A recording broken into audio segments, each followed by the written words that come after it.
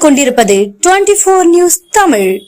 நீலகிரி மலை ரயிலுக்கு யுனெஸ்கோ பாரம்பரிய அந்தஸ்து பெற்று 19ஆம் ஆண்டையொட்டி ஜூலை 15ஆம் தேதியான இன்று தனியார் தொண்டு நிறுவனம் சார்பில் குன்னூர் ரயில் நிலையத்தில் சுற்றுலா பயணிகளுக்கு இனிப்புகளை வழங்கி கொண்டாடினர்.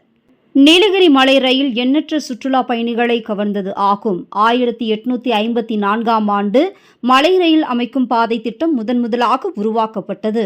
இப்பணிகள் 1891ஆம் ஆண்டு ரயில் பாதை அமைக்கும் பணி துவங்கியது. 1899ஆம் ஆண்டு மேட்டுப்பாளையம் முதல் குன்னூர் வரை ரயில் பாதை அமைக்கப்பட்டது. அதன் பின்னர் 1908ஆம் ஆண்டு இந்த ரயில் பாதை ஊட்டி வரை நீட்டிக்கப்பட்டது. உலகிலேயே இதுபோன்ற மலை ரயில் சேவை ஒரு சில நாடுகளில் மட்டுமே உள்ளது. இந்த மலை ரயிலுக்கு 2005இல் ஜூலை 15ஆம் தேதி யுனெஸ்கோ அந்தஸ்து கிடைக்கப்பட்டது.